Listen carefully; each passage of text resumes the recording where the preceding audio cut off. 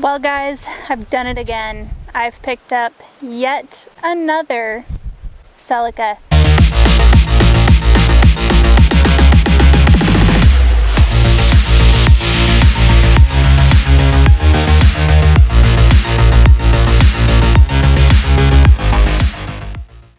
What's up guys? Welcome back to Katie's Garage, and yes, that is correct. I have picked up yet another Celica, which you can probably see in the background. I actually drove over and looked at it back in February of this year. So as I'm recording this today, it is June 30th. So I looked at this car over 4 months ago and just got it picked up last weekend. And that was of course due to coronavirus. Let's roll that footage.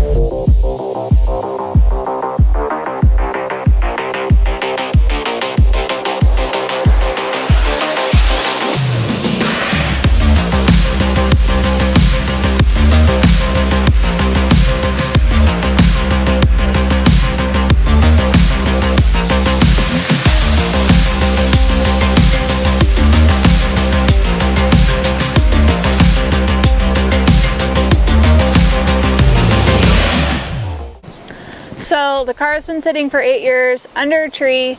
I know that technically doesn't make it a barn find, but being as it was one owner and basically untouched, I mean, there was still a Starbucks cup from 2012 in it. Before I go into the specs, stick around because I am going to be going over the future of Toothless. Am I going to sell it? Am I going to part it out? Am I going to keep it? And kind of what's on the slate for Keiki in the upcoming year. This car is a 1993 Celica GT-S. It's a manual. It has, I believe, 260,000 miles, which is a lot. But this is basically a one-owner car. The woman who owned it bought it in 1994. It was one of the last 5th gen Celicas on the lot. She kept the car until her son turned 18, and then she gifted the car to him. However, her name remained on the title, so therefore one family, and I'm going to call it one owner. Now this one does have the full leather package, so the entire interior is blue, and I will show you the full details of what it looks like. So now that's kind of the story on the owner. So this car, what happened with it? Basically, the guy had been driving it for a very long time, ever since he was 18. Back in 2012, the previous owner was having trouble with the clutch not completely disengaging. He believed it was a throwout bearing issue. It's definitely possible. So the car sat and promised that he was going to fix the car, and 8 years later he never got around to it. Other cool thing about this car is that it did have a few mods, and I like that because I wanted a car that wasn't super clean, because I wanted to potentially do something a little bit crazier than I'm planning with my stock AllTrac back here. So it does come with a TWM short shifter. You can't get those anymore. It has a full catback HKS exhaust. It has drilled and slotted rotors, at least drilled, maybe not slotted. And then it also has the Weaponar short ram air intake. Of course, it's a must-have. And then I believe it also has an upgraded clutch, a Toyota Racing Development shift knob, and some iBox Sportline lowering springs. So it does have a 1.5 inch lower on it right now. So I paid $600 for the new ice blue metallic 93 GT-S. So what exactly is wrong with it? Biggest thing going against this car is definitely the fact that it sat for 8 years.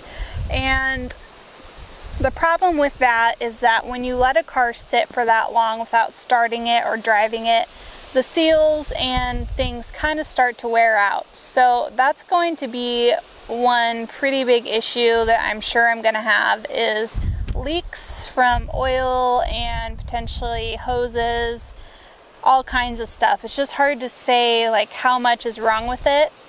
I also haven't ever seen the car with power anything on, so I have no clue what works as far as windows or door locks or any of that. So I really need to get a battery in it and figure out what exactly is wrong.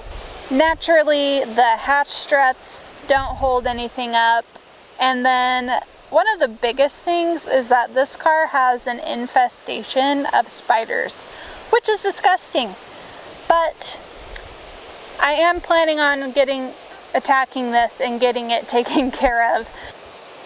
When I went to feel the clutch out, the pedal did sink completely to the floor, and I don't know if the seals in the master cylinder, the clutch master cylinder, just gave up, or if a mouse might have chewed through it, or what's going on there. So more clutch issues, yay! I wanted to also do something a little bit different with my videos. Every once in a while I give you guys a chance to ask me questions on Instagram, and it's just kind of a fun way for me to interact with you guys. So if you want to have a chance to ask me questions, make sure you're following me at Katie's Garage on Instagram, and you never know, your question might be featured on the Katie's Garage YouTube channel. Let's talk about the future of what's happening with Toothless.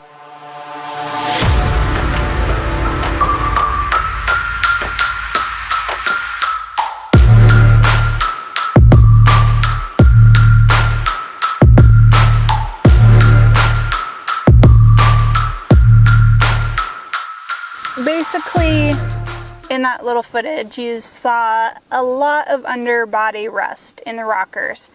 Now, that's just the part that you could see. There's a lot of rust damage in the floor pan, the rockers. It came from the Midwest. It was subject to a lot of salt, and unfortunately, there's a lot of rust.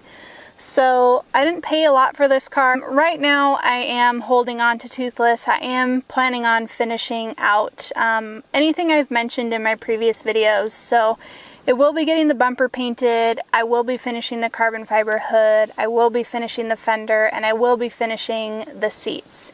From that point forward though, I don't know if I will be taking parts out of this car to fix a few little things on Keiki. So I'd almost rather take the really good stuff out of this car, put it into that car, take the not so great stuff out of Keiki and put it in Toothless. That's kind of the rough plan for this car, is to take the parts that I need, still keeping this a functional car, maybe keeping it as a daily for my husband, or perhaps selling it to somebody who can put it to use. That being said, guys, that was obviously a lot of upcoming videos. So if you're interested in tutorials and how-tos and car community and a little bit of 90s kind of JDM culture, please make sure to subscribe to the channel because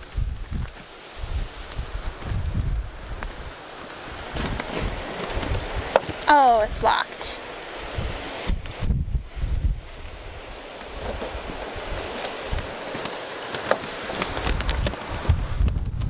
This is my baby right here. So at this point, you're probably saying, Caitlin, how in the heck are you gonna get all this work done on 3 cars while working a full-time job? So basically the plan is exactly this. I'm gonna finish Toothless, just like I said. So the majority of the videos will be about Toothless for the next month or 2, maybe 3. Depends on how long it takes me to get stuff done, I know. Then the plan is to start releasing all the videos of the cleanup on the new Celica, going through the diagnostics of getting it running, the first start, the fine-tuning, and then all the fun stuff, because that car is going to be my crazy car. I'm talking about glitter, I'm talking about pink, I'm talking about custom, I'm talking about, hello, this is Katie's car. Now you're probably wondering, what about Keiki? This car's role on Katie's Garage is going to be my show car, my vlog car, my let's go for a super cool drive and take some drone footage car. So that is the kind of stuff that I'm like really looking forward to on this car. And I will of course be doing maintenance and all those kinds of things. So if you're looking for tutorials and tips on doing maintenance on an AllTrac Celica, you're going to want to subscribe. Okay, without further ado, let's go ahead and jump to the Instagram Q&A. So, One of the top questions that I get is, how do I find so many Celicas in good shape? Good shape. And actually,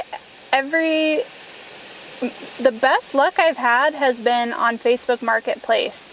So I basically look at Facebook Marketplace, or I was, pretty much every day.